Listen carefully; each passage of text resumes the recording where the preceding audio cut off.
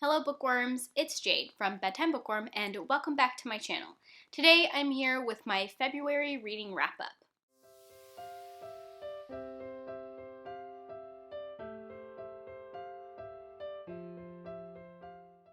So February was a busy month for me and I didn't set aside as much reading time as I would have liked to. But, sometimes life happens and it is what it is. One of the things that distracted me from reading a lot in the month of February was that I became obsessed with this new to me game. It's an older game. It's called Ori and the Blind Forest. It has some gorgeous art and it was so much fun to play. It's a platform game if you are a gamer, if you know what that is. And I really enjoyed it and I spent a lot of time playing that, mostly at the beginning of the month. We also bought a new TV this month that was a lot bigger than our old TV and it was so much fun to play my new favorite video game on that TV. Anyways, on top of that distraction, I also had a work trip this month. I was gone for like 5 or 6 days, and I just don't get a lot of reading done when I go on those trips. Regardless, I was able to read 4 books in the month of February, and almost all of them were over 500 pages. So even though those 4 books doesn't seem like a lot, I think page-wise, it was a decent reading month. And then rating-wise, it was definitely a great reading month because 3 of the books I gave 4 stars and 1 of the books I gave 5 stars. So no 3 stars, no 2 stars. That's what I like to see. Also, all 4 of the books that I read were books that were part of a series, so that's definitely going to help me with my series percentage. I don't remember if my goal is 70 or 75% series, but in January I read 0 books that were part of series, so this brings my average for this year up to 50% books in series, so at least I'm getting a lot closer to my goal. I just need to make sure I keep reading series books throughout the rest of the year. So the 4 books that I read this month were Children of Time by Adrian Tchaikovsky, Bright Reburn by Kiersten White, which is the 3rd book in the Conqueror saga, Caliban's War by James S.A. Corey, which is the 2nd book in the Expanse series, and Before They Are Hanged by Joe Abercrombie, which is the 2nd book in the First Law trilogy. I will have timestamps to when I talk about each of these books down in the description box, so if you're only interested in some of them, you can jump to the ones that you want to hear about.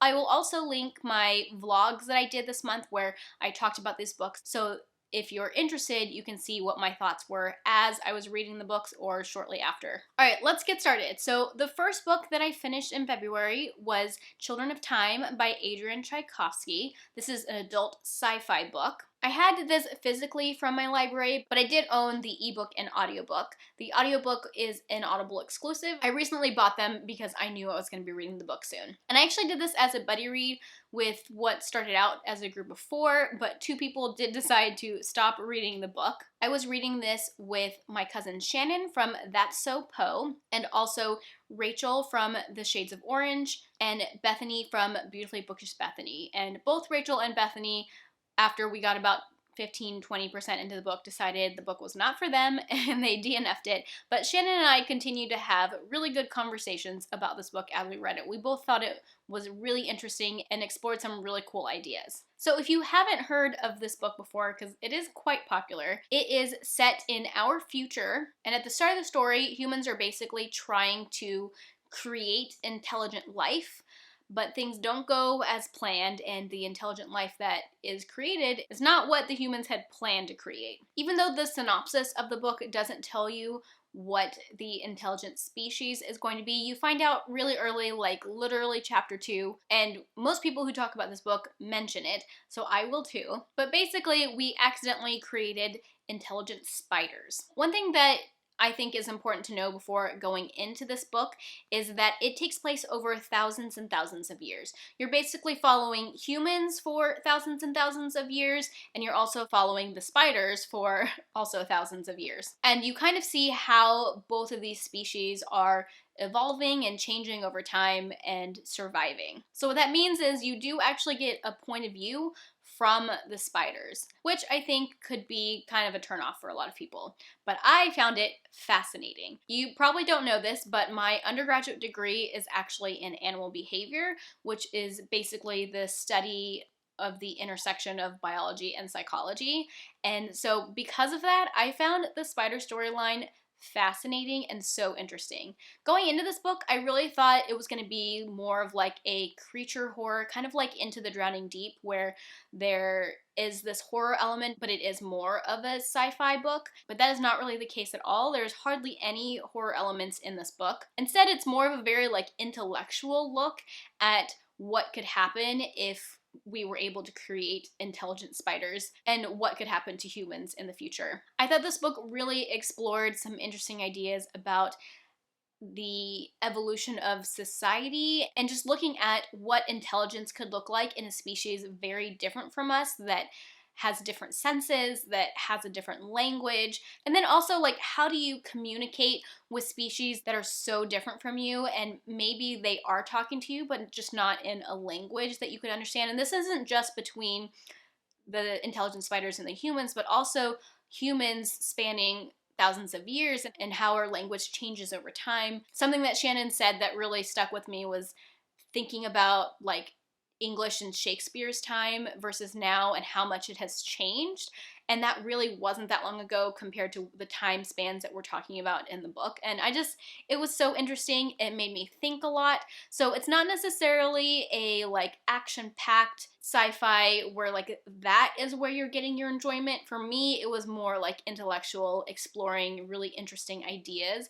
And I had a really good time reading it. It wasn't quite a 5-star book for me, but it was really close. And I'm definitely going to be reading the sequel to this, Children of Ruin. It just came out last year. And I believe that one is like about intelligent octopuses or octopi. And I am super interested in that because octopus are really intelligent. Next, I finished Bright Reburn by Kiersten White. I primarily listened to this book, which I accessed through Scribd, because it's narrated by one of my favorite narrators, Fiona Hardingham. But I did also have a physical copy out from my library. This is the third and final book in the Conqueror Saga, which is a series I have thoroughly enjoyed, and now that I finished the last book, I can say that I thoroughly enjoyed the whole series because I gave this last book 5 out of 5 stars. It was my 5-star book of the month. I loved it so, so much. I did give the first 2 books 4 stars, so the last book in the series was definitely my favorite. It just tied together everything so well, and it was such a fitting ending for the characters. I was really prepared for it to be super sad, and while it definitely was sad and I did cry, it wasn't quite as heartbreaking as I thought it might be, which I was actually appreciative of. I didn't necessarily want my heart to be broken more than it was. If you haven't heard of this series before, it's a YA fantasy, historical fantasy. It's like an alternate history where it's about Vlad the Impaler, but it's gender bent, so Vlad the Impaler if he was a female, and it takes a lot of events that happened in our real history, but changes it within the context of this story. So one thing that I love about the series is that it's set during a time period that I don't really know that much about, in a part of the world that I don't really know that much about, so it's set during the Ottoman Empire and when they like take over Constantinople and things like that. The other thing that I really love about this trilogy are the characters. They are just so complex and their relationships with each other are so complex. You get 2 point of views from siblings. You have Lada, who is supposed to be the Vlad the Impaler, but gender swapped. And she is fierce and violent and not necessarily like a good person. I found her fascinating and she grew to have a special place in my heart, but she's definitely not the type of character I tend to gravitate towards. She's just very selfish, but she also is really strong and goes after what she wants, which is admirable. The other point of view is her brother Radu, who is just like the sweetest cinnamon bun kind of character. He is like the polar opposite of Lada. He's got really good people skills, he's really caring, and he's my favorite. I love him so much. And I was really happy with the way the story ended. It was just a really good ending for these characters, and as sad as some of the things were that happened, it felt right. And you don't always feel that way when you finish a series or a trilogy, so I was very satisfied with this, and I'm gonna miss these characters because I loved them so much. The next 2 books that I finished, I actually finished both of them on the last day of the month. I participated in the Leap Day readathon, which was like a 24-hour readathon on Leap Day. I only had like 15% left of this book by the last day of the month, but the next book that I finished was Caliban's War by James S.A. Corey, which is the second book in the Expanse series.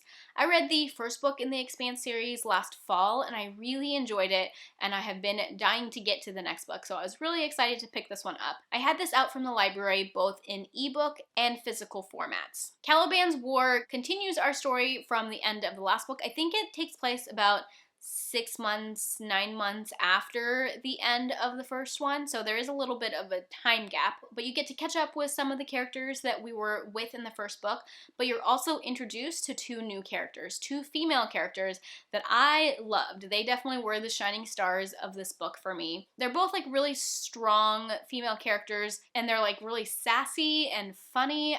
I laughed so many times in this book because of those 2 new characters. But I also enjoyed spending time with some of the characters that we were with in the first book. The plot took a little bit to get going for me. The first quarter of the book, I was still trying to like orient myself and figure out when we were and what was going on and what had changed since the end of the last book. But once I figured all of that out, it was a really enjoyable experience all the way until the end. This book, just like the first one, has a lot of political intrigue, which I loved. So it's got a little bit of the mystery element because you're trying to figure out who has done what and what political forces are responsible for things, which I found really interesting. Put that with really enjoyable characters that have a good dynamic between them. There's a little bit of a found family thing going on in this book, just like in the first one, and that's one of my favorite tropes. I just thoroughly enjoyed myself. I thought the climax of this book wasn't quite as climactic as the first one, but it was still really interesting, and I definitely want to continue the series and see where it's going. Actually, the very last sentence of this book had my jaw dropping, and I was like, what? I need to read the next one. I can't believe that just happened. So it kind of ended a little bit on a cliffhanger that really has got me going, and I really want to know what's going to happen next. And then the last book that I finished in the month of February was Before They Are Hanged by Joe Abercrombie. This is the second book in the first Law trilogy, and I was listening to this on audiobook, which I own. The narrator of this series is Stephen Pacey, and he is really good. He's fantastic. So I knew I wanted to listen to this on audiobook. I had only read like half of this book, or listened to half of this book, before going into the Leap Day readathon, so I sat and listened to the second half. I was working on a puzzle while I was listening to it, and I had, I think, like 10 hours left of the audiobook, but I listened to it at 2 times speed, so I did it in like 5 hours, which was a really fun experience. This book continues on in the storylines of all the characters that we met in the first book, and my main complaint for the first book holds true for this one. This book definitely suffers a bit from a lack of plot. It's very character focused, and you're just following the characters on their adventures and seeing what's happening to them. Luckily, I really like all of the characters, and I think they're interesting, and I think the world is interesting, so it wasn't really a problem for me, but it is something that I wish the book had more of. I wish it had more of a plot. I don't mind books being character focused and seeing from different point of views, but I like to know how the point of views are related and how they might intersect. And that's just something that I'm currently missing from this series.